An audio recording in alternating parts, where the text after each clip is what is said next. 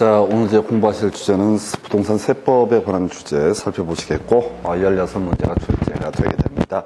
이 16문제 중에서 보통 12문제 정도를 맞출 수 있는 문제로 구성을 합니다. 그래서 세법이라고 하는 영역도 전반적으로 양들이 많아가지고 힘들어요. 그래서 일단은 대신 우리가 이제 외워야 하는 영역들을 제가 따로 지적을 해드리면 전체를 다 외우는 게 아니라 그 포인트만 외워서 가셔야 됩니다. 그래서 제일 처음에 이제 논의하게 될 주제가 조세 총론이라는 개념을 설명을 드리겠습니다. 그래서 이 세금이라고 하는 게요, 지방세가 있고요, 국세라고 하는 개념이 있게 됩니다. 그래서 지방세는 지자체에서 부과하는 세금을 지방세라고 부르게 될 것이고, 우리 시험 범주에서는요, 취득세하고요, 등록면허세, 재산세라고 하는 세 가지가 바로 소위 지방세 유형이 되겠습니다. 한편 국세라고 하는 것은요, 우리 시험 범주에서 다루는 것은 종부세라는 개념이 하나가 있게 될 것이고, 그리고 또 하나의 쟁점이 되게 되는 게 양도소득세, 그 외에 또 논의할 수 있는 것이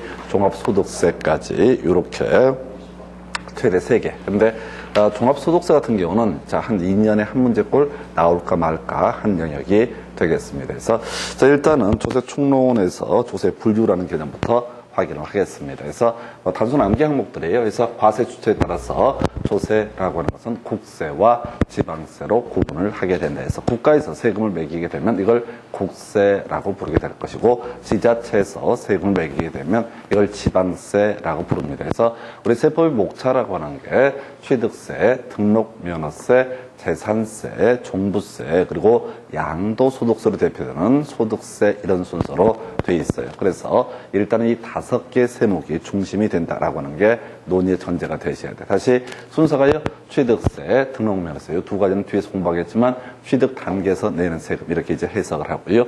재산세와 종부세라고 하는 것은 보유 단계에서 내는 세금, 그리고 세 번째 이슈가 되는 게 정말 양도소득세라고 하는 것으로 대표되는 것이 바로 양도 단계에서 내는 세금, 이런 식으로 해서 주로 5개 세목이 이슈가 되게 됩니다. 그 중에서요, 취득세, 등록면허세, 재산세는 지방세 한 종류로 분류를 하고 있고, 국세에는 종합부동산세와 양도소득세를 대표되는 소득세라고 하는 것이 있게 됩니다. 그래서 종부세라든가 양도소득세, 종합소득세는 국가한테 내는 세금이 되게 될 것이고, 지자체한테 내는 세금이 취득세와 등록면허세, 재산세, 이렇게 구분을 하게 됩니다. 그래서 26회 때인가요? 좀 특이한 문제가 구성이 됐었죠. 지방세라고 하는 거, 취득세, 등록면허세, 재산세라고 하는 것이 소위 지자체가 되는데, 우리 이제 앞에서 등기법 이런 것도 공부할 때 그런 말씀을 드립니다. 지자체가 뭐냐라고 했을 때 시, 도와 시군, 구를 가리켜서 바로 지자체라고 부르게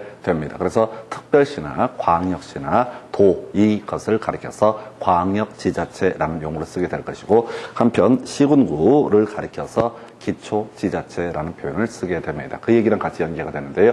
이 지방세 가운데서 바로 특별시나 광역시 단위에서 내는 세금, 특별시장이나 광역시장한테 내야 되는 세금이라는 게 하나가 들어가요. 바로 취득세 하나, 원, 이렇게 들어갑니다. 두 번째 이슈가 되는 게 바로 도 단위에서 도가 있고 시군이 있단 말이죠. 도 밑에 시군이 있는데, 이때 도지사한테 세금을 내야 되는 것을 가리켜서 도세라고 부릅니다. 투 해서 바로 취득세와 등록면허세, 이게 이제 순서를 외우고 들어가셔야 돼. 우리가 공부하는 순서, 취득세, 등록면허세, 재산세 중에서 특별시세, 광역시세는 하나 들어간다고요. 바로 원 해서 취득세 하나 들어가. 그러면 이제 등록면허세하고 재산세라고 하는 것은 바로 구세가 되게 된다. 이런 논리 구조가 되겠고요. 한편 도세는 투라고 해서 취득세와 등록면허세, 이게 있겠고요. 나머지 재산세가 뭐가 된다? 바로 시군세가 되게 된다. 이런 식의 논리 구조가 되게 됩니다. 그래서 원, 투 이런 식으로 외우는 게 방법이 돼요. 그래서 대신 얘기의 논의의 전제는 우선 뭐가 전제가 돼야 된다? 취득세, 등록면허세, 재산세라는 순서를 알고 있어야지 원, 투 이런 식으로 이제 정리를 합니다. 다시 한번 특별시나 광역시 단위에서 바로 특별시세, 광역시세라고 하는 거 원이라고 해서 취득세, 나머지 등록면허세, 재산세는 구세로 분류를 할 수 있겠고요. 도 단위에서 투라고 했으니까 취득세와 등록면허세가 도세, 나머지 도 밑에 있는 시, 군, 시장, 군수가 세금을 징수하는 것을 재산세라고 이렇게 간다 해서 26회 때 한번 나왔던 출제 포인트. 자, 하여튼 간에, 자, 취득세, 등록면허세, 재산세가 지방세, 그 다음에 종부세하고 양도소득세 또는 종합소득세, 소득세라고 하는 것이 소위 국세 종류가 된다. 요거 하나 있었고요. 그 다음에 이제 검토하게 될 게 독립된 세원 여부에 따라서 분류하게 되는데 이것도 기본축 자체가 5개 줄줄줄 외우셔야 돼. 취득세, 등록면허세, 재산세라고 하는 거, 그리고 종합부동산세, 양도소득세, 이게 이제 독립세라고 해서 얘들은 독자적으로 각각 지방세법이라든가 종합부동산세법, 그 다음에 소득세법 등에 따라서 일정한 사유가 발생하면 납부할 의무가 있는 세금 5개입니다. 취득세, 등록면허세, 재산세, 종부세, 양도소득세 등 이렇게 이제 그림을 잡는데요.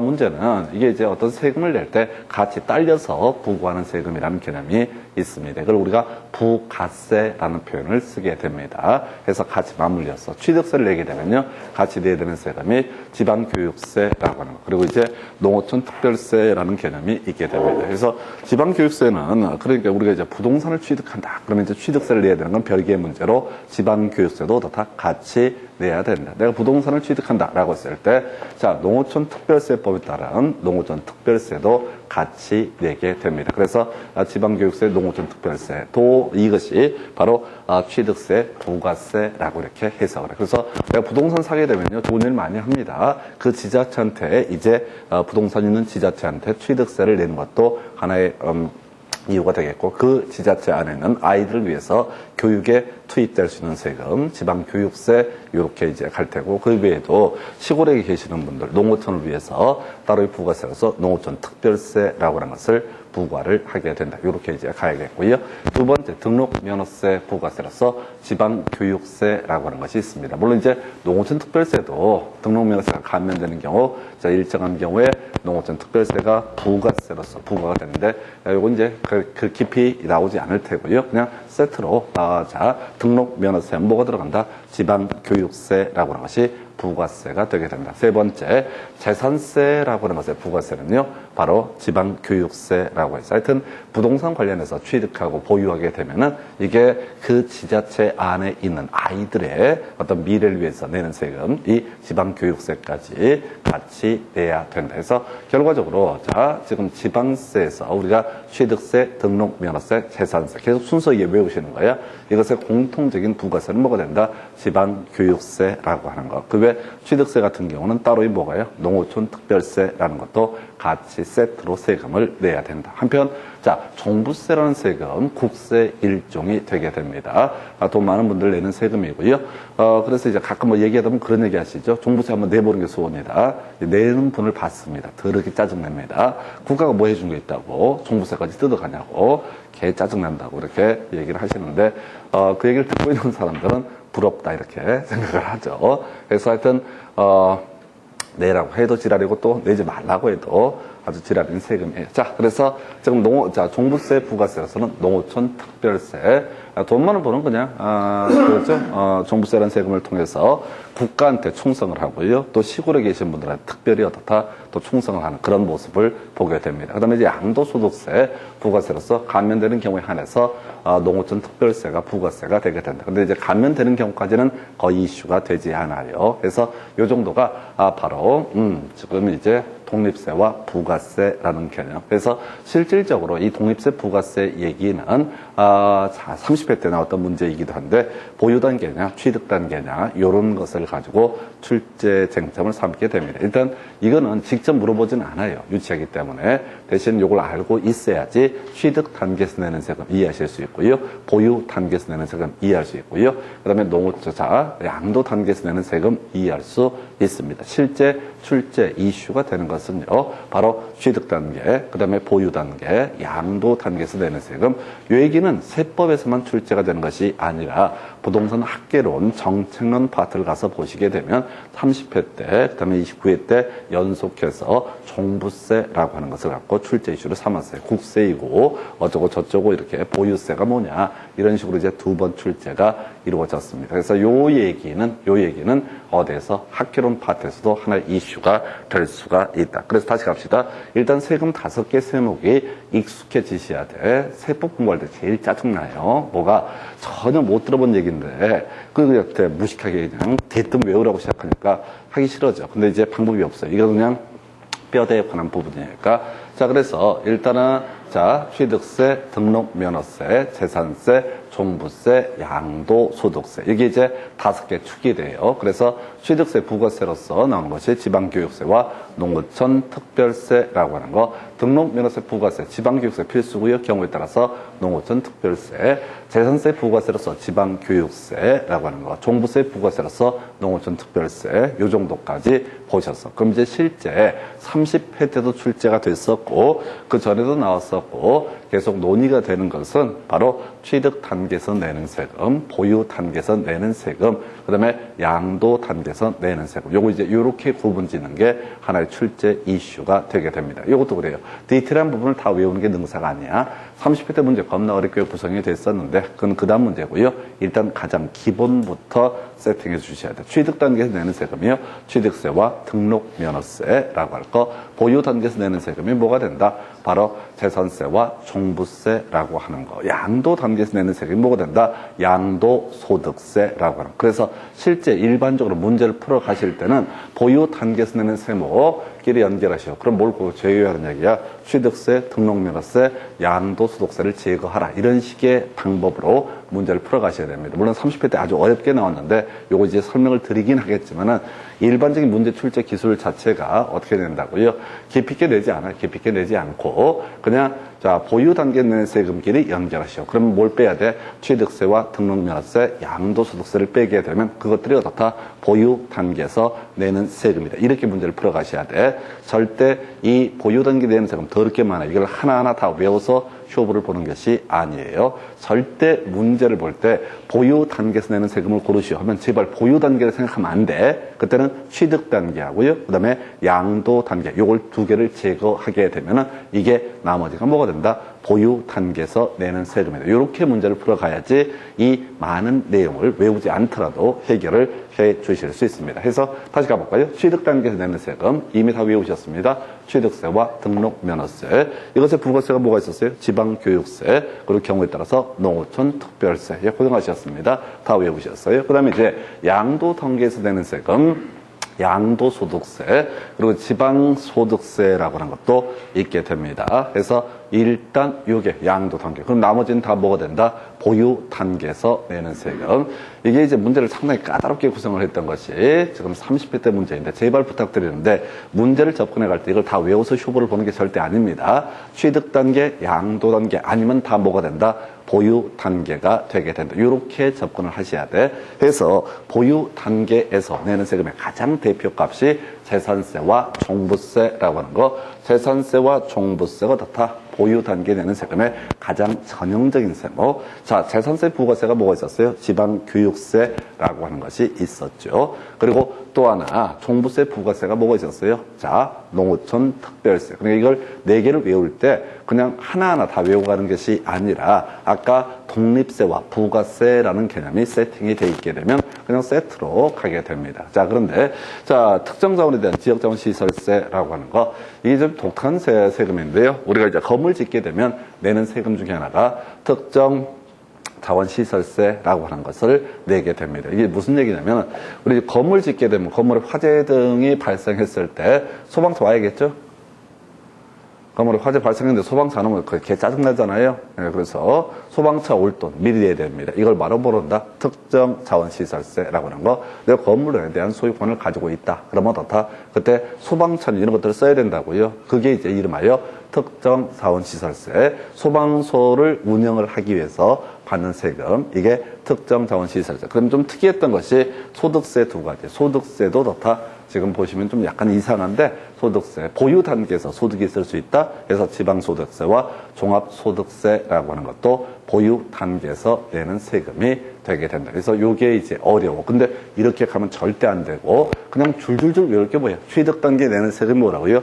취득세, 등록면허세, 농어촌 특별세, 지방교육세. 보유 단계 내는 세금이 뭐라고요? 양도소득세, 지방소득세. 이것만 외우면 되는 거야. 그럼 나머지는 다 뭔지 몰라도 다 보유 단계에서 내는 세금이다. 이렇게 이제 문제를 풀어가시는 거예요. 좀 이따 이제 문제 가지고 제가 분석을 해드릴 텐데 이게 보유 단계 내는 세금을 고르시 해서 보유 단계를 찾아버리면 말려버립니다. 취득 단계 제거하고 양도 단계 제거하는 방식으로. 다만 이 소득세, 종합소득세, 지방소득세라고 하는 것이 바로 어디 보유 단계에서 내는 세금 중에 독특한 세목이 되게 된다. 그래서 이 정도 이제 취득 단계, 보유 단계, 양도 단계 해서 이건 아까 말씀드린 것처럼 어디에서 자 학개론에서 29회, 30회 연속 나왔었고요. 30회 세법 영역에서 또 한번 출제가 되게 됩니다. 그저 취득 단계 달달달 그러면 양도 단계 달달달 그리고 이제 나머지는 어떻다 보유 단계. 어차피 문제 구성할 때는 취득 단계와 보유 단계와 양도 단계를 비교하는 형식으로 출제를 할 수밖에 없습니다. 그래서 이렇게 설명드렸고요. 자, 그래서 지금 이제 여기까지의 내용 한번 간단하게 정리를 하게 되면은 자, 우리가 이제 지방세, 취득세, 등록면허세, 재산세라고 하는 거, 국세로서 종합부동산세, 그 다음에 양도소득세 이런 것이 있다. 그래서 취득세, 등록면허세, 재산세 지자체 단위로 구분했을 때 특별시 단위에서 광역시 단위에서는 원해서 취득세, 나머지 등록면허세, 재산세가 뭐가 된다? 바로 구세가 되게 된다. 도 단위에서는 투라고 해서 취득세와 등록면허세, 나머지 재산세가 시군세가 되게 된다. 그 다음에 이제 취득세, 등록면허세, 재산세, 종부세, 양도소득세라고 하는 독립된 세목에 대해서 취득세 부가세로서 지방교육세와 농어촌 특별세라는 개념이 있었고요. 등록면허세 부가세로서 지방교육세, 재산세 부가세로서 지방교육세, 그다음에 종부세 부가세로서 농어촌 특별세, 양도소득세 부가세로서 경우에 따라서 농어촌 특별세가 들어갈 수 있다. 공통적인 요소를 보는 거야. 바로 국세에서는 뭐라고요? 농어촌 특별세가 부가세가 될 수 있다. 그 다음에 이제 지방세에서는 공통적인 요소가 무조건 뭐가 들어간다? 바로 지방교육세라고 하는 거. 요렇게 이제 보셨고. 그래서 취득 단계 내는 세금, 취득세, 등록면허세, 그 다음에 지방교육세, 농어촌 특별세, 양도 단계에서 내는 세금, 지방소득세, 양도소득세 등 이렇게 가게 됩니다. 그럼 나머지 보유 단계 내는 세금이 뭐라고요? 자, 재산세, 종부세가 중심축이었고, 재산세에 대응해서 지방교육세, 종부세에 대응해서 농어촌 특별세라고 하는 거, 그리고 나와서 지역자원시설세, 아주 특이한 개념이었고, 종합소득세와 지방소득세, 요건 이제 나중에 살을 붙여서 가실 부분이 되겠습니다. 해서 이렇게 해서 자 소세 분류 설명드렸고요. 그 다음에 이제 검토하게 될 게 납세 의무의 성립과 소멸이라고 하는 거, 납세 의무의 성립과 소멸이라고 하는 것이 있게 됩니다. 해서 일단 중심축은요. 일단 뭐가 이렇게 세팅이 돼야 돼? 취득세, 등록면허세, 재산세, 종부세, 양도소득세 이렇게 5가지가 세팅이 일단 되셔야 돼. 나머지는 지금 29회 때 문제가 아주 어렵게 나왔었는데 하여튼 조세 총론이 요즘에 좀 까다롭게 나오는 그런 경향이 있어요. 뭐 방법이 없어. 많으면 2문제까지 나오게 되는데 한 문제까지 준비를 할 수밖에 없습니다. 그래서 지금 이제 지방세 중에서 취득세, 등록면허세, 재산세 요 3개가 기본 중심축이 되게 됩니다. 자, 취득세 언제 납세 의무가 성립하게 될 것이냐라고 했을 때 자, 취득세 과세 대상 물건을 취득한 때 그때 바로 어떻다? 납세 의무가 성립한다. 그래서 나중에 취득세는요.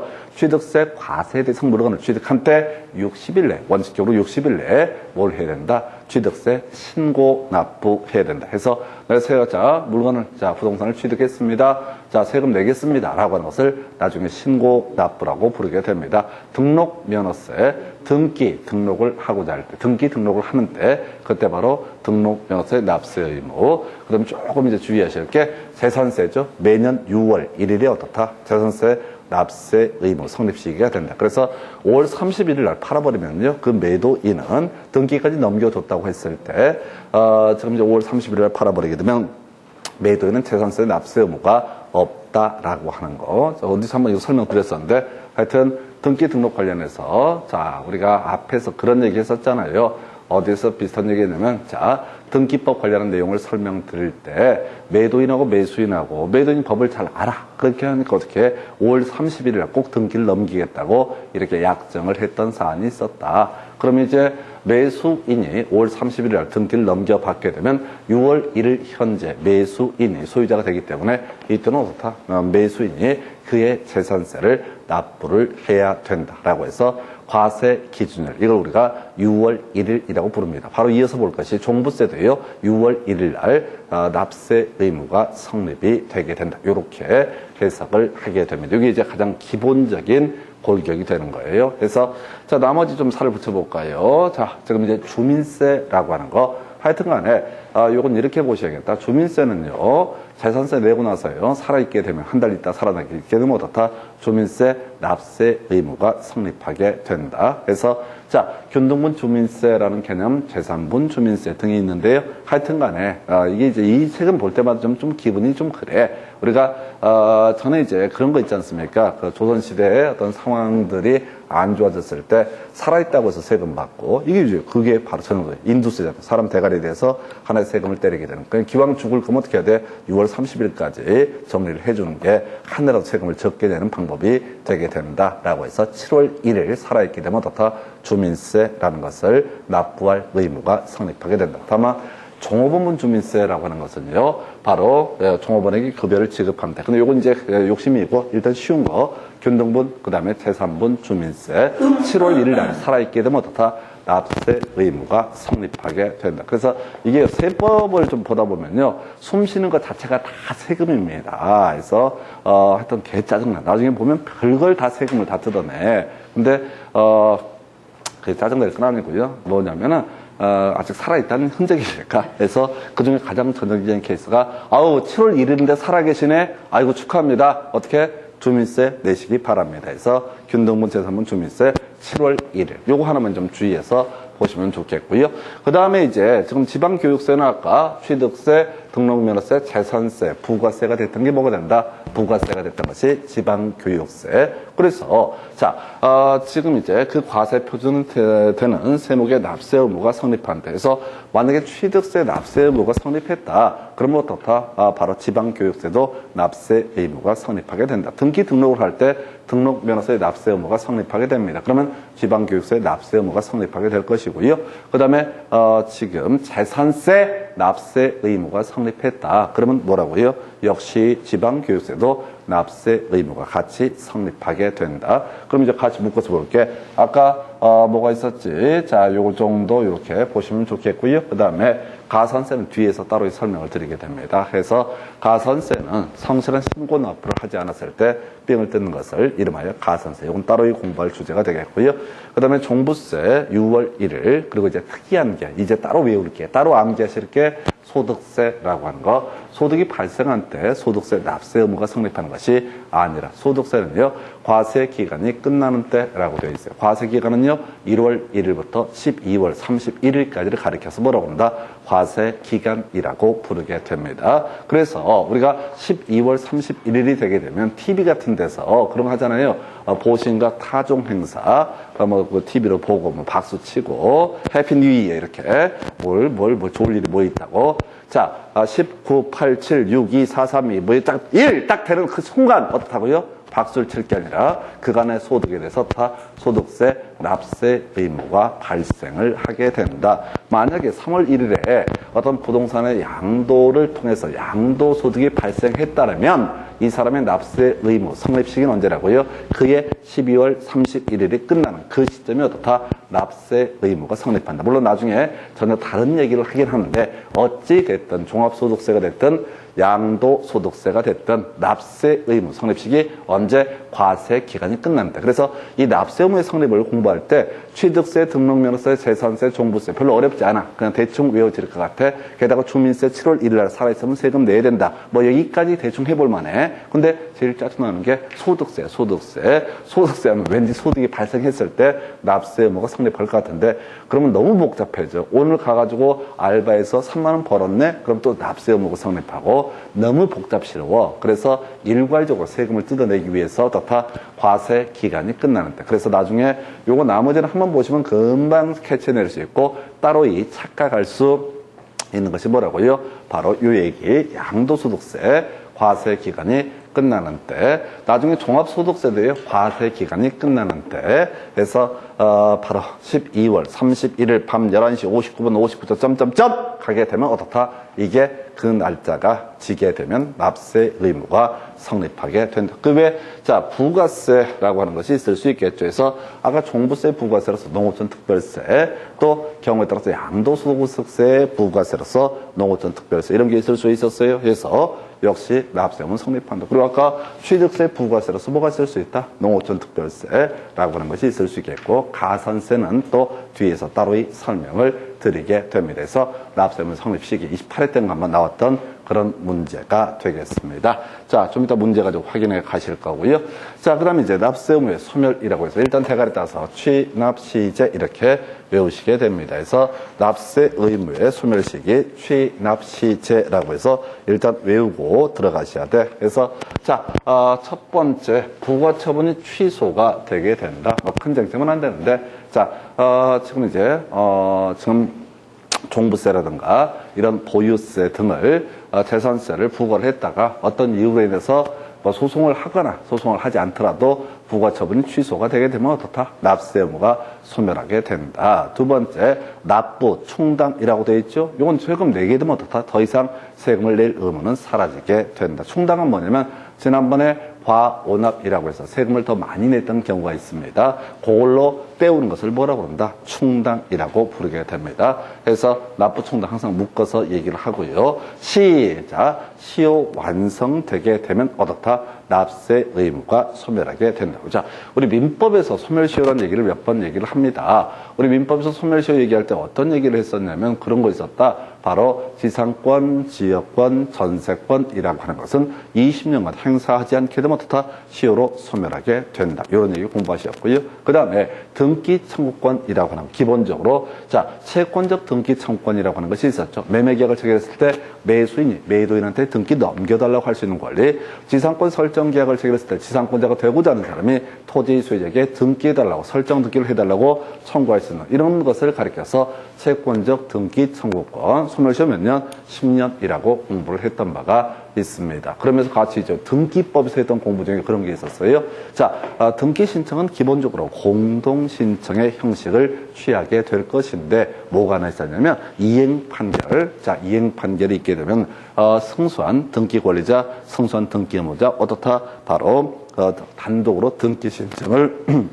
할 수 있다. 자, 그런데 이런 이행 판결에 따른 등기 신청은 10년 지나도 다 등기 신청을 할 수 있다. 이게 지금 뭔 소리인지 이해가 되세요? 뭘로 알긴 알아요. 모르지. 그냥 지난 시간에 걸 외웠던 게 이제 기억이 날 뿐이지. 그래서 뭔지는 잘 모르겠는데 그냥 그렇게 하시면 돼. 그게 몇 번만 반복하면 나중에는 저 새끼 말 더럽게 많네 이 생각을 하시게 됩니다. 그때가 제일 좋은 때야. 그때만 조금만 참으시면 그때 시험 볼 날짜가 다가오거든요. 그래서 시효 얘기 공법상 채권의 소멸시효는 기본이 5년으로 해석을 합니다. 우리가 부동산 공법할 때 주로 얘기를 했던 개념이고요.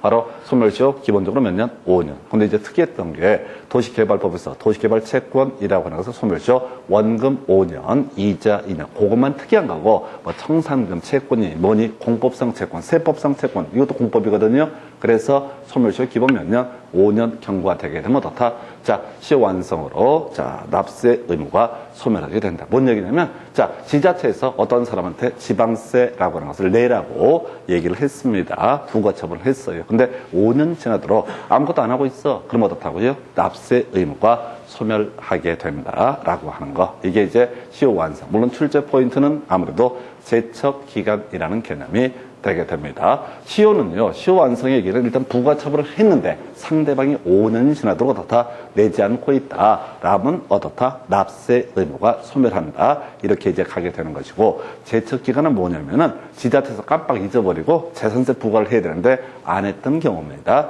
그래서, 자, 또는, 양도소득세 부과해야 되는데 안 했던 경우 바빠가지고 국가로시 자체가 잊어버리고 미처 세금을 부과하지 않았을 때 이때가 어떻다 소위 제척기간이라는 개념이 되는데 그러니까 아무 때나 국가로시 자체가 생각나면 세금 받으러 갈 수 있는 것이 아니라 바로 제척기간 지나면 어떻다 이때 제척기간 도구로 더 이상 세금을 부과할 수 없게 되는 것이고 납세 의무도 소멸하게 된다. 그래서 원칙적인 제척기간은 5년 이렇게 얘기를 합니다. 자, 세금 때려야 되는데 미처 5년 동안 세금을 때리지 않았다라고 하면은 어떻다? 5년 지나면 더 이상 세금을 부과할 수 없다라고 하는 원칙은 중요하지 않겠죠? 항상 예외를 가지고 출제가 이루어져야 됩니다. 과세 표준 신고서를 신고하지 아니했을 때 제척기간 7년 이렇게 되어 있습니다. 그 다음에 허위로 부정행위로 이렇게 납세자 의무를 포탈했을 때 10년 지났을 때 어떻다? 더 이상 세금을 부과할 수 없다. 설명드릴게요. 자, 지금요 이런 경우가 있죠. 자, 지금 신고 납부를 해야 될 세금 중에 주로 이슈가 되는 게 취득세와 양도소득세. 재산세나 종부세는 소위 보통징수라고 해서 과세관청에서 알아서 어떻다 세금을 부과를 해야 될 것이다. 그래서 자 그런 경우 잊어버리고 지자체나 국가에서 재산세나 종부세 부과를 하지 않았다. 그럼 어떻다 5년 지나게 되면 어떻다 시완성으로 제척기간 도과해서 더 이상 납세 의무가 소멸한다. 그런데 아까 취득세나 양도소득세, 취득세 과세 대상 물건을 취득한 사람은 신고 납부해야 된다고. 근데 얘가 신고납부 관련해서 지금 과세 표준 신고서를 제출하지 않았다. 그러면 어떤 문제가 터지냐면 이런 경우가 있을 수 있겠죠. 자, 취득세 과세 대상 물건을 취득한 사람은 어떻다? 신고하고 납부를 해야 된다. 근데 안 한 거야. 등기도 안 하고 버티고 있는 거야. 자, 등기하게 되면 우리가 부동산 등기 특별조치법에 따라서 거민계약서라고 하는 것이 있기 때문에 지자체에서 알 수가 있거든요. 근데 얘가 사실상 취득을 한 다음에 등기도 안 하고 버티고 있다고 그러면 등기 안 하면 취득세 내야 되느냐? 취득세는 내야 됩니다. 뒤에서 공부하겠지만 우리가 민법에서는 등기해야 좋다. 물건을 취득한다. 그러나 세법에서는 만약에 그렇게만 규정을 하고 있으면 다 미등기 전매를 할 거란 말이에요. 등기를 안 하고 중간생략 등기를 하고 다 피할 거란 말이야. 그래서 취득세 지방세법에서는 뭐라고 얘기하냐면 지방세 기본법에서는 얘들 사실상 취득하게 되면 어떻다? 그냥 취득세 납부할 의무가 있다. 등기를 안 하더라도. 근데 얘가 등기도 안 하고 버텨서 7년의 기간이 지났다. 그러면 어떻다? 더 이상 취득세는 어떻다? 부과할 수 없다라고 하는 거. 이게 과세 표준 신고서를 제출하지 아니해서 자 바로 취득세 부과를 할 수 없었다. 그러면 7년 지나면 어떻다? 그때 나중이라도 걸리면 취득세를 내는 게 아니라 이때는 취득세 납세 의무는 소멸하게 된다. 똑같은 논리 구조로 양도소득세. 자, 지금 등기하고 하면 양도소득세를 내야 될 텐데 등기 안 하고 버텼어. 사실상 팔고 7년 이상 버텼다. 과세 표준 신고서 작성 안 하고 제출 안 하고 버텼다. 그러면 어떻다? 바로 양도소득세 납세 의무도 소멸하게 된다라고 할 것 요렇게 가게 됩니다. 그래서 한번 해보세요. 나중에 팔고 취득세 안 내려고 7년 동안 벌벌벌 떨면서 지금 이제 세금을 안 내고 있다. 그럼 재수 없으면은 나중에 이중매매가 내가 취득세 매수인 되는 거잖아요. 매수인 세금을 내야 되는 거라고. 근데 7년 사이에 안 하고 있으면 혹시 그 원래 매도인이 뭘 할 수 있어? 이중 매매를 해버릴 수 있겠죠. 그래서 하여튼 간에 나중에 이제 보게 되면 촘촘히 세금 받으려고 아주 세밀하게 규제가 이루어지게 됩니다. 아주 이 국가나 지자체라는 게 국민들의 피 빨아먹는 게 세금 내는 건데 하여튼 나중에 쭉 보다 보면 와우 내가 재산이 없고 돈이 없길 다행이지 와 돈 좀 있었으면 무지하게 피 빨렸겠다라는 생각을 하게 됩니다. 아주 세법은 세밀하게 전반적으로 규제가 되어 있습니다. 그래서 자 제척기간 관련해서 자 과세 표준 신고서 제출하지 않으면 얼마 7년 기간 지나게 되면 납세 의무가 소멸을 하게 된다. 자 그런데 우리가 이제 다운 계약서라고 하는 개념이 있죠. 자 갑소유의 X 부동산에 대해서 을과 매매 계약을 체결을 하게 됩니다. 그래서 갑이 X 부동산의 등기부를 누구한테 을에게 넘겨주게 됩니다. 자 그런데 매매 대금을 양도소득세를 적게 내려고 매매 대금을 만약에 이게 1억에 거래가 됐는데 자 과세표준 신고서 작성할 때는 8천만 원 또는 5천만 원의 매도가 됐다라고 한번 해보겠습니다. 그래서 세금 적게 내려고 다운 계약서 5천에 거래가 됐다. 그러면 5천의 한 장에서 다 양도소득세를 이제 그걸 기준으로 해서 양도소득세를 내게 되겠지요. 자, 그런데 이게 이제 을이라는 사람이 나중에 이 X 부동산을 병한테 매도를 하고자 합니다. 자, 팔았어. 그래서 얼마? 2억 5천에 팔았어. 근데 이제 복잡실험 문제가 터지게 됩니다. 지금 이 사람 원래 1억에 사서 2억 5천에 팔았단 말이에요. 그럼 양도소득세 계산할 때 양도 차익이라는 게 기본적으로 얼마? 1억 5천부터 시작을 해야 되는데 지금 세무서에 신고가 된 걸 보니까 얼마로 돼 있어? 취득가액이 5천으로 돼 있는 거야. 그럼 2억에 양도 차익의 문제가 발생할 여지가 있다. 자, 그러면은 만약에 15년 지났다 하십시다. 을이 산지 15년 지났습니다. 그러면은 자, 지금 조세 포탈 등을 했을 때, 부정행위를 했을 때 이 갑한테 양도소득세 부과할 수 있다 없다? 부과할 수 없습니다. 왜? 10년이라고 하는 것이 제척기간이니까 15년 지난 상태에서 을이 병한테 팔 때 그냥 고백하면 됩니다. 내가 사실은 1억에 샀었는데 지난번에 다운계약서 썼던 거다 해서 증빙서류 첨부를 하게 되면 어떻다? 1억을 취득가액으로 인정을 해주게 되는 거예요. 근데 전에 이제 상담하다 이런 경우가 있었어요. 9년 6개월 차에 을이 병한테 파는 거야. 환장하는 겁니다. 이걸 증거 통장에 자 입금 얼마 하고 이런 증거 서류가 다 있긴 한데 자 이게 불게 되면 어떻게 돼? 불게 되면 갑한테 어떻다? 자 지난번에 내지 않았던 양도소득세 과세가 이루어지게 됩니다. 그래서 이게 또 아는 사람이래. 을이 또 갑을 좀 잘 안돼. 그래서 자기도 양도 차익이 좀 있고 하니까 이걸 까발개질 못하는 거야. 그러니까 자기가 선택하면 되는 거야. 10년 되기 전에 만약에 을이 병한테 팔아먹었다. 그래서 양도소득세를 적게 내고 싶다. 그러면 터트리면 됩니다. 그럼 뭐라고요? 자기는 양도소득세 조금 내고 대신 갑은 자 10년의 제척기간이 지나지 않았기 때문에 어떻다? 또 추가적인 양도소득세를 납부를 해야 된다. 그래서 생각해보면 항상 모르는 사람하고 거래하는 게 좋을 것 같아요. 그래서 다운계약서 써달라. 그럼 뭐 써주는 거야. 써주고 나서 한 2년 있다가 바로 팔면서 엿을 매기는 거지.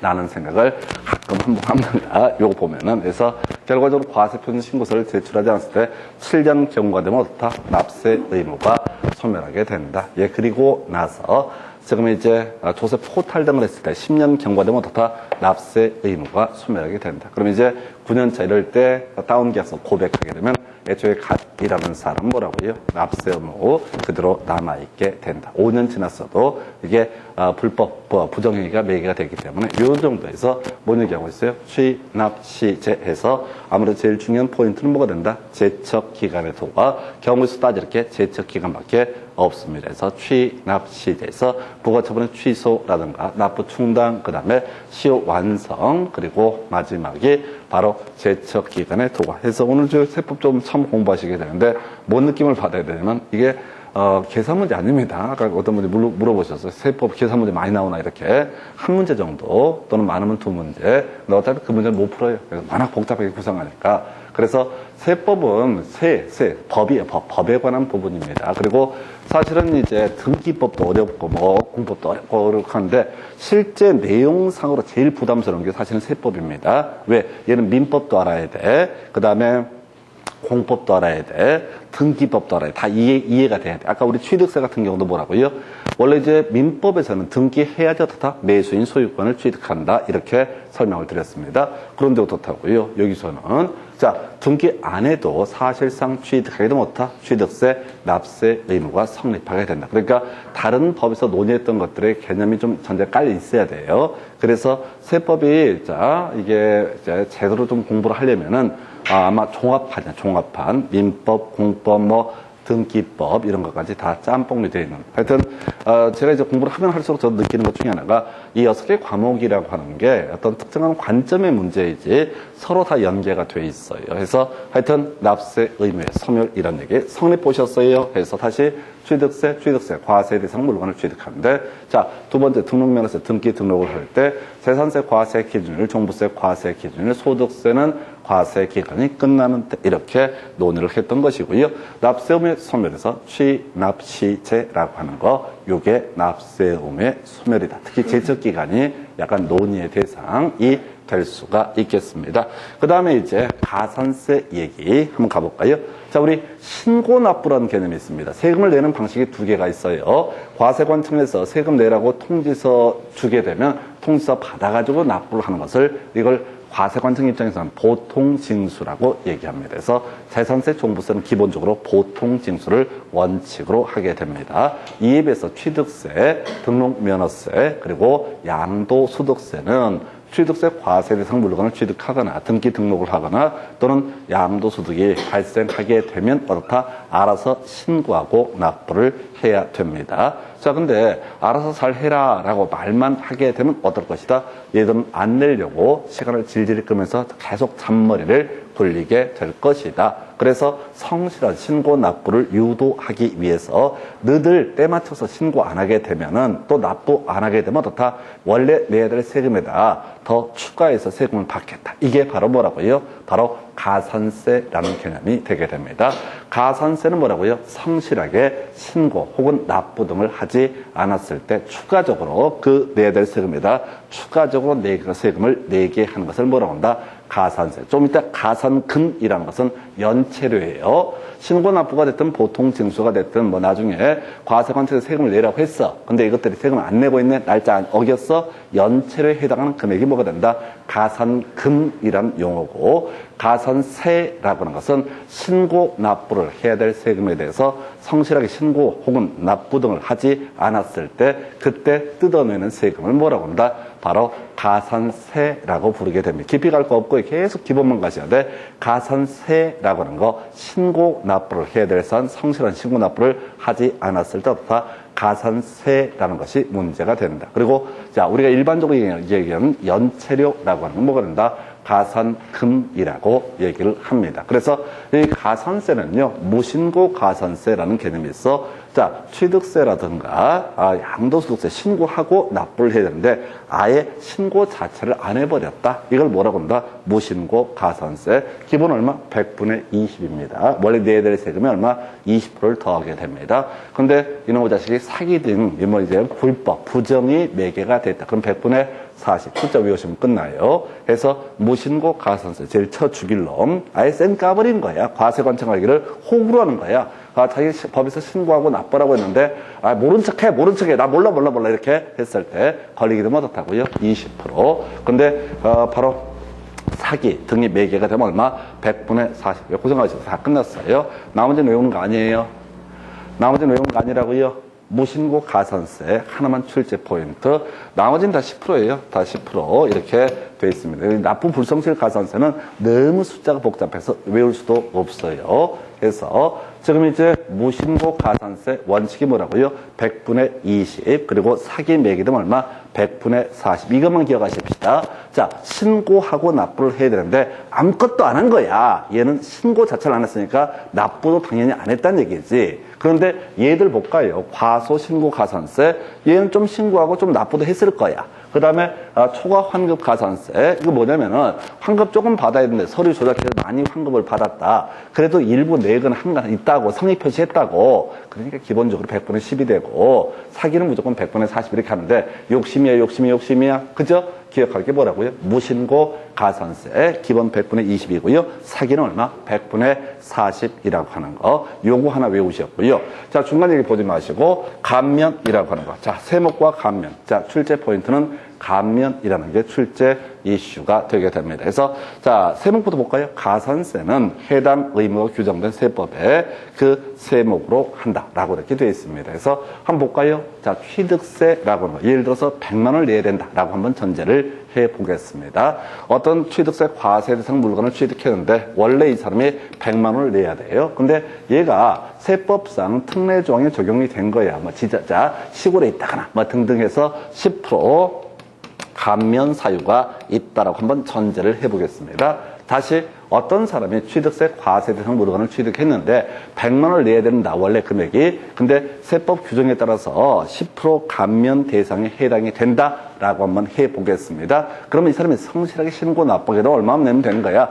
90만 원만 내면 된다. 이게 기본 논리 구조야. 근데 90만 원만 살아서 성실하게 신고 납부했으면 좋았을 텐데 이 법조문을 무시하고 쌩 까고 있었네? 무신고 가산, 신고를 안 했다고 한번 해보겠습니다. 그러면 20%의 가산세가 부과가 되죠? 20% 가산세가 추가가 되잖아요. 그럼 얼마? 120만 원 내야 된다. 아니. 자, 120만 원을 기본적으로 내야 되는데 감면 조항이 있다고, 감면 조항이. 이 사람이 감면 조항. 다시 원래 100만 원 내야 될 사람이고 관련 세법에 따라서 10% 감면 조항이 존재한다. 그러면 단순하게 계산은 얼마? 90만 원만 내면 되는 사안이야. 근데 신고를 안 하다 걸려버렸어. 그리고 이게 사기는 아니라고 쳤을 때 이 사람이 얼마를 내야 되는데 120만 원을 내야 되는데 문제는 10% 감면 조항을 어떻게 적용을 할 것이냐라고 하는 게 문제가 됩니다. 그러면 만약에 가산세까지 포함을 해서 감면을 시키게 되면은 얼마? 12만 원을 까줘야 되는 거죠. 가산세까지 포함을 해서 감면을 시키게 되면 12만 원을 까줘야 된다. 근데 법에서는 뭐라고요? 가산세는 감면 대상에 포함시키지 아니하는 것으로 한다. 그러면 이제 굳이 해석하게 되면 뭐라고요?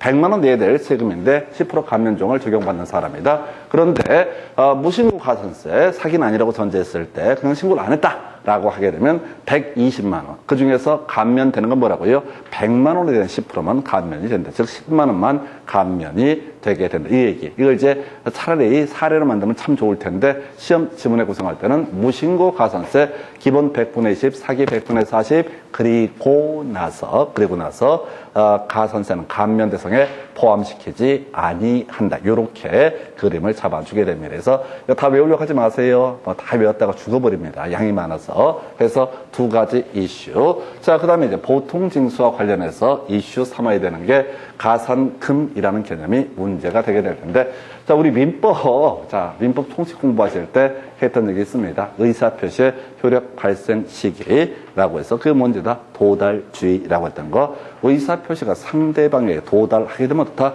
그 의사표시는 효력이 발생한다. 요즘에 어떤 분이 뭐 정당에서 탈퇴를 하겠다, 탈당을 하겠다라고 해서 하여튼 인터넷에 막 글 쓰는 사람이 있었어요. 그래서 그 사람이 그 미학관가, 서울대 미학관가 하여튼 철학 비슷한 거야. 그쪽 전공이다 보니까 이 사람이 법을 모르는 거야. 그래서 정의당인가 그랬었는데 정의당에 나한테 나 탈당 신청에 신고했으니까 그 처리해달라 이렇게 요구를 했던 사안입니다.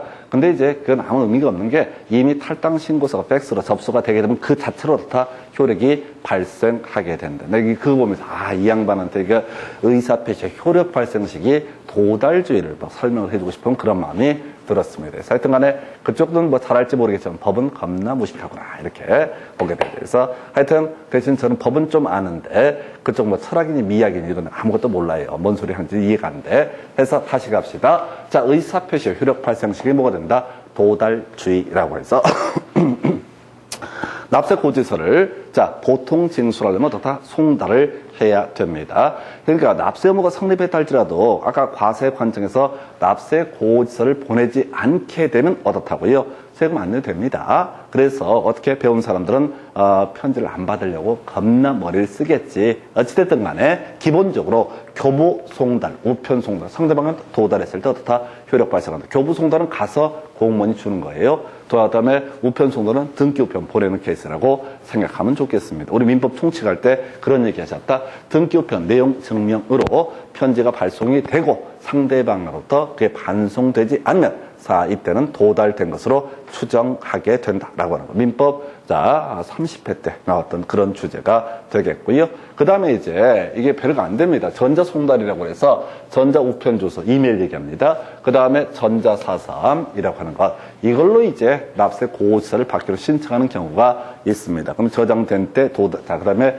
입력된 때 어떻다? 도달한 것으로 본다. 쫓아가시면 안 돼. 전자사삼, 이메일은 입력된 때, 전자사삼은 저장된 때. 이런 걸 쫓아가면 안 돼. 왜? 기승전결 하면 출제 포인트는 뭐가 되는 거야? 결이 되는 거지. 그러니까 얘들은 나와도 답이 되지 않아. 그래서 이미 한번 나왔지만은 분곤이라고 하는 것이 이슈가 되게 되죠. 공시송달이라고 하는 거 상대방이 편지를 받지 않아. 이메일 주소도 입력을 안 해. 전자사서함도 따로 신청을 안 했어. 그러면 납세 고지서를 어떻게 송달할 것이냐. 연락이 안 된다니까 등기부편을 보내도 없다고 그래, 그런 사람. 그럼 어떻게 돼? 아무것도 안 하고 있으면 아까 뭐가 있어요? 시효완성의 문제가 있고 또 시효완성의 제척기간의 문제가 발생하게 된다. 그래서 어떻게 한다고요? 공시송달. 공시라는 방법을 통해서 어떻다? 바로 송달된 것으로 보는 제도. 상대방에게 의사표시가 도달한 것을 아예 의제하는 제도. 이걸 뭐라고 한다? 공시송달. 이건 대가리 따서 외우고 끝내버려야 돼요. 분권 14일 이렇게 가십니다. 그래서 분명하지 아니했을 때 어떻다? 공시송달 할 수 있다.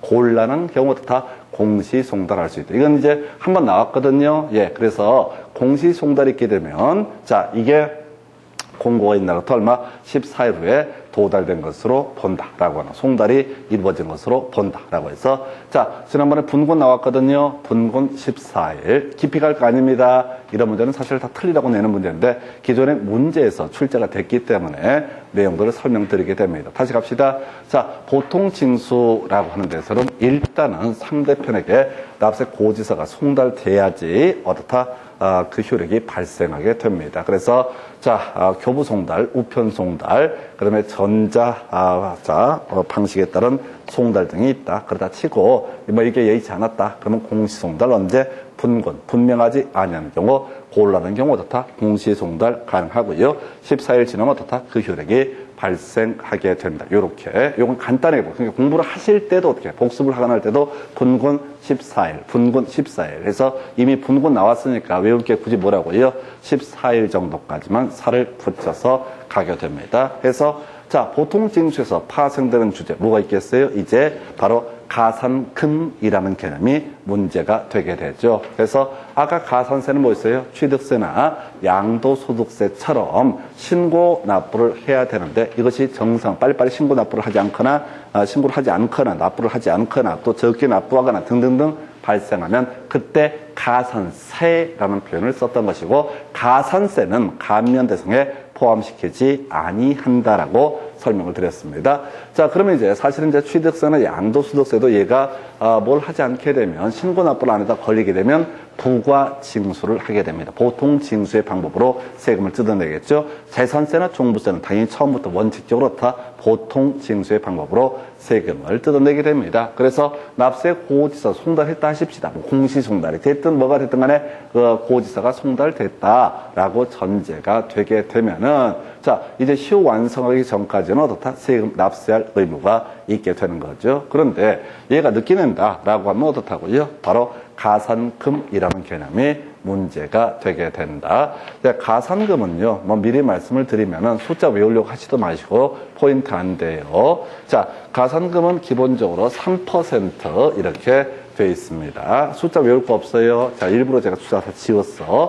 자, 기본이 뭐라고요? 3%. 자, 지금 납세 기한이 정해져 있다고 날짜 어기면 어떻다고요? 3%의 가산세라고 한 것을 부과를 하게 된다. 그럼 한번 생각을 해볼까요? 내가요, 재산세를 내야 되는데 날짜를 하루 어겼네? 그럼 어떻게 돼? 3%의 가산세. 그럼 이틀 있다 내든, 2달 있다 내든, 3달 있다 내든, 4달 있다 내든, 어차피 몇 프로? 3%. 그럼 더 세금을 안 내. 그래서 이 부분에 대해서 중가산금이라는 개념을 만들어 내게 됩니다. 해서 어떻게 한다고요? 자, 일단 3% 하고 또 안 내게 되면 거기다 추가적으로 일정한 어떤 중가산금이라고 하는 것을 부과를 하게 된다. 그러니까 빨리빨리 내는 게 10원이라도 아낄 수 있다. 그 다음에 중가산금은 60개월을 초과할 수 없다. 왜? 나중에 아무 생각 없이 그냥 쭉 밀어붙이게 되면 뭐라고요?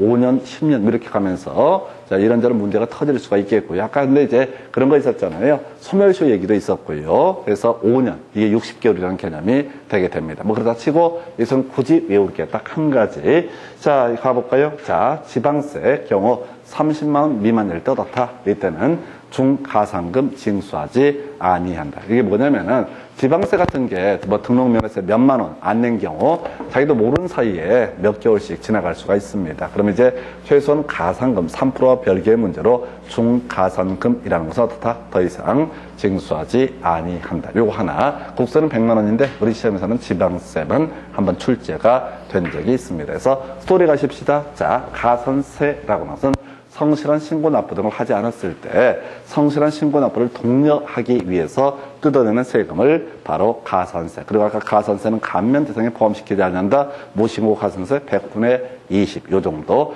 가산금 또는 중가산금. 이건 연체료에 해당하는 개념이 된다. 근데 자, 지방세 납부할 세액이 30만 원, 30만 원 미만일 때는 어떻다? 중가산금 징수하지 아니한다. 그건 체계만 잡는 겁니다. 이런 것 자체는 큰 이슈가 안 돼요. 그래서 자, 나중에 국가 지자체도 중가산세, 중가산금 등 이런 조항은 어떻다? 적용을 하지 않는, 이런 것들은 이제 재산세 같은 거 할 때 살짝 한번 나오는 그림이 되겠습니다. 그래서 큰 이슈가 되지는 않아요. 다시 스토리 가십시다. 보통 징수라고 하는 거, 주로 재산세와 종부세가 이슈가 되게 될 것이고, 취득세나 양도소득세 같은 경우도 신고 납부 안 했다 걸리게 되면은 바로 보통 징수의 방법으로 세금을 뜯어내게 됩니다. 자, 납세 고지서 송달을 했는데 얘가 세금을 안 내고 있다. 그러면 이제 가산금 혹은 중가산금 등이 문제가 되는데, 납부할 지방세액이 30만 원 미만일 때 중가산금은 징수하지 않는다라고 하는 거, 요 정도로 그림을 잡아줘야겠고요. 자, 그 다음에 이제 마지막 주제가 될 텐데요. 과세 처분에 대한 불복 등 설명드리겠습니다. 요건 나중에 이제 문제를 가지고 이제 가야 되는데, 자, 일단은 이게 과세 처분이 있습니다. 그러면 이제 이의신청이라고 하는 게 있고요. 그 다음에 또 하나가 지금 자, 심사청구, 심판청구라고 하는 개념도 있습니다. 그래서 이의신청이 됐든 심사청구가 됐든 심판청구가 됐든 이거는요, 자, 과세 관청하고 쇼부를 치는 겁니다. 그래서 우리 기억 한번 해볼까요? 우리 공법 공부하실 때 행정심판이라는 개념이 하나가 있어요. 자, 원래는 그런 식입니다. 어떤 사람 간에 다툼이 있다. 그럼 뭘로 해결하면 됩니까? 소송으로 해결을 하면 되는 겁니다. 기본적으로 국가와 지자체, 국가와나 지자체와 나 사이에 분쟁이 발생하든 사인 간의 분쟁이 발생하든 기본 원칙 틀은 뭐라고요? 소송을 통해서 해결을 하면 되는 문제입니다. 근데 소송이라는 게 시간도 많이 걸리고 비용도 많이 들기 때문에 우리 이 공법, 세법이라든가 부동산 공법이나 이런 데서는 소위 이제 행정청 내에서 자, 소송 가기 전에 일정한 절차를 거치는 것을 두고 있습니다. 그 중에 하나가 이의신청이라고 하는. 이의신청은 뭐냐면 과세 처분한 사람, 이 사람한테 바로 가서 따지는 것을 뭐라고 한다? 이의신청. 예를 들어서 아까 자, 서울특별시 서초구에서 자, 취득세, 납세, 과세권자는 누가 됩니까? 서울특별시장이 과세권자가 되게 됩니다. 등록면허세나 재산세는 누가? 구청장이 과세권자가 되게 된다. 경기도 안양시에서 자, 취득세, 등록면허세는 도지사가 과세권자가 될 것이고요. 그 다음에 지금 안양시장이 재산세에 대한 과세권자가 되게 됩니다. 그래서 아까 1, 2 했던 얘기를 다시 설명을 드려서 그렇다 치고 안양시장이 나한테 재산세를 부과를 했는데 나 불만이 있다. 그럼 바로 가서 안양시장 멱살을 잡고 맞짱을 뜨는 것을 이의신청이라고 부르게 됩니다. 그런데 안양시장이 나한테 과세 처분했는데 안양시장은 말이 안 통할 것 같아. 그래서 누구한테? 도지사한테 가서 뭔가 억울함을 토로하는 거, 한 단계 위에 있는 사람한테 가서 따지는 것을 심사청구라고 부르게 됩니다. 한편 이 세법에 대해서는 도지사도 잘 모를 것 같아. 그래서 조세심판원이라는 데 가서 따지게 되는 걸 뭐라고 한다? 심판청구라고 얘기합니다. 그래서 이제 지금 30회 때 문제 좋은 게 나왔는데 이게 원래는요, 과세 처분 등에 대해서 불만 있으면 바로 누구랑 쇼부를 치면 돼? 법원 가서 소송하면 되는 겁니다.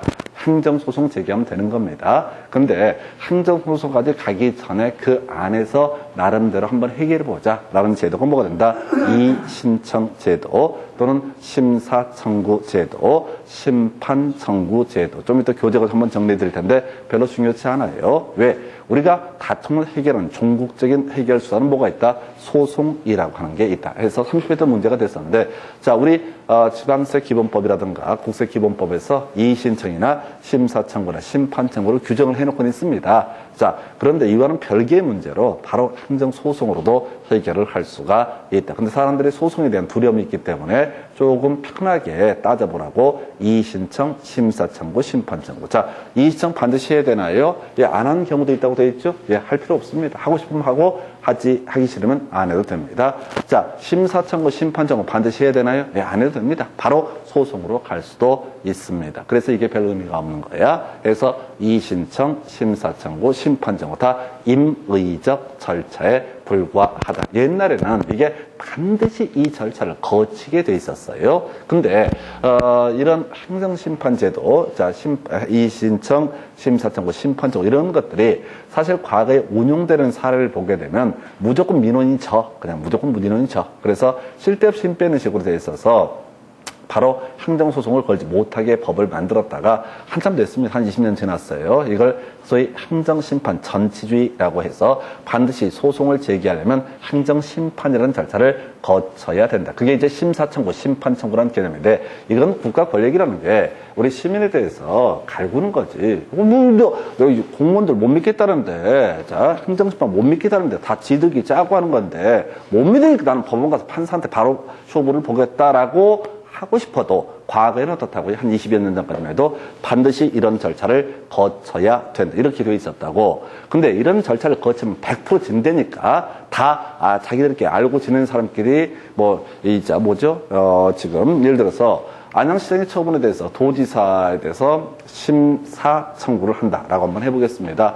그러면 도에 있는 사람들이 안양시장하고 친하지 민원인하고 친하지 않거든.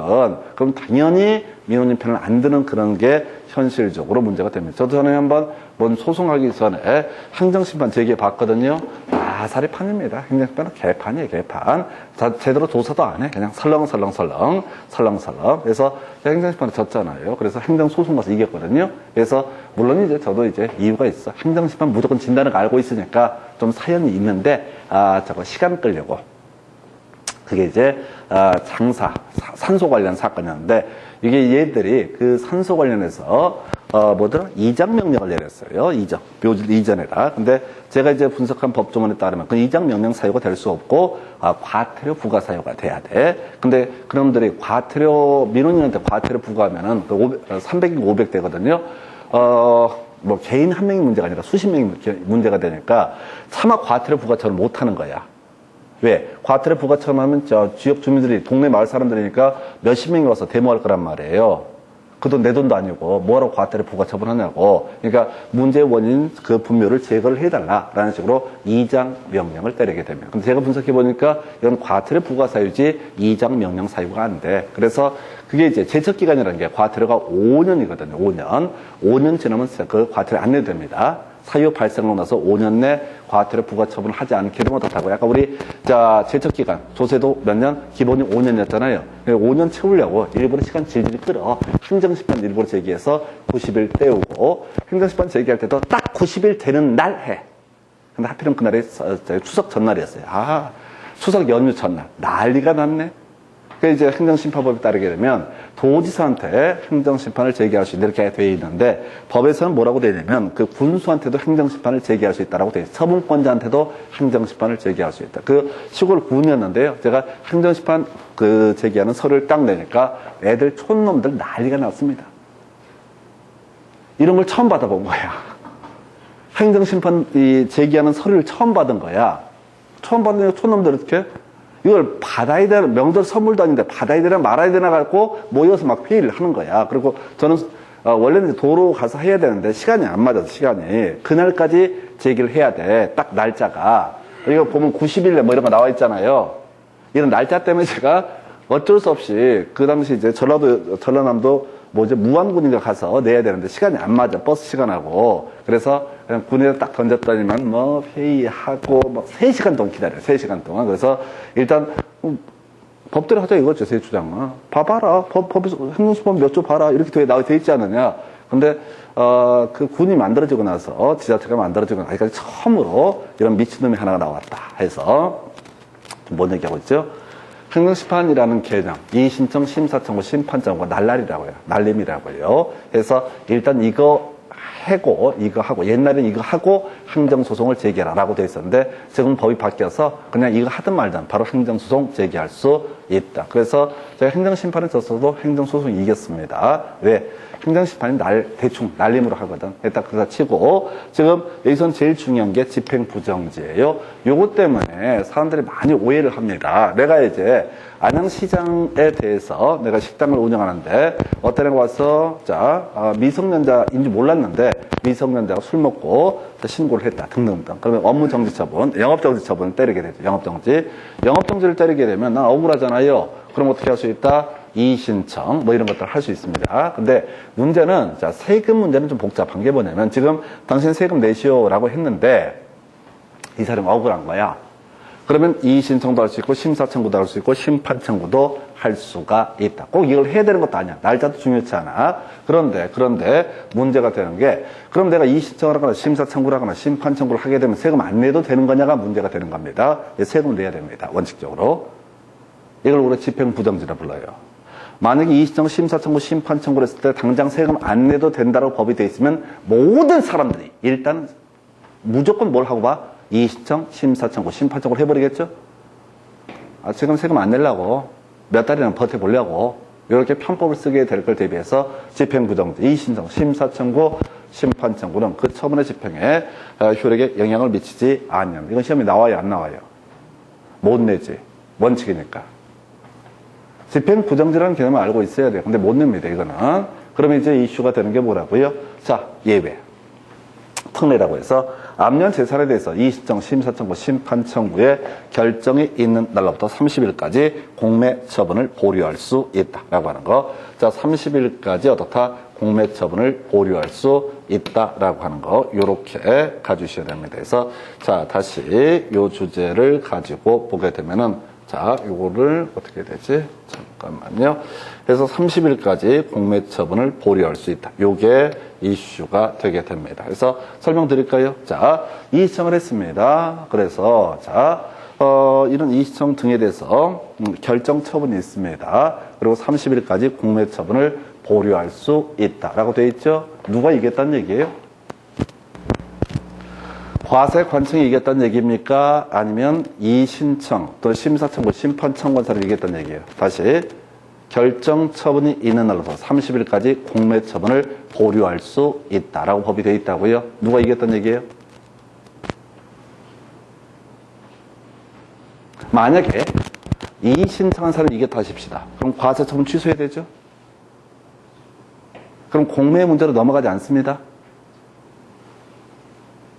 공매라는 게 뭐냐면 세금을 안 냈을 때 압류를 해가지고 팔아버리는 과정, 이걸 공매라 부른다고. 여기서 결정 처분이 있는 날부터 30일까지 공매 처분을 보류할 수 있다라고 하는 것의 의미가 뭐라고요? 누가 이겼다는 얘기야?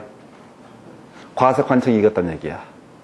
그게 뭔 소리냐면 지금 과세관청하고 대판, 이의신청, 심사청구, 심판청구에서 맞짱을 떠서 결국은 과세관청이 이겼다고. 그럼 과세관청이 뭐라고 그랬어? 거봐! 내가 맞잖아, 씨. 내가 맞잖아. 뭐 쓸데없는 짓 그래고 지랄이야. 지금 압류했는데 확 공매 붙여버릴까 하다가 30일 텀 줄게. 어떻게? 빨리 돈 내. 또 파는 게 목적은 아니잖아요. 세금을 누가 안 내고 있어서 압류를 했다고 지금 공매를 하려고 준비를 해놓은 상태인데 얘가 뭐 법 좀 안다고 개판 싸우자고 그래서 자기가 이겼어. 그러면 새끼 잘 됐다. 한번 너 엿먹어봐라 해서 그 다음날 바로 공매를 붙여버리는 게 아니라 지금이라도 반성하고 너희들이 세금 내야지 라고 하는 거. 이게 뭐라고요? 30일까지 공매처분을 보류할 수 있다. 그래서 좀 이따 문제가 분석해 드릴 텐데 이게 이슈가 돼요. 30일까지 공매처분을 보류할 수 있어요. 좀 길어졌으니까요. 여기까지 보시고 잠시 끝났다가 지문 보시고 나머지 주제 한두 개 더 체크해 드리겠습니다. 잠시 끝났다가 했습니다.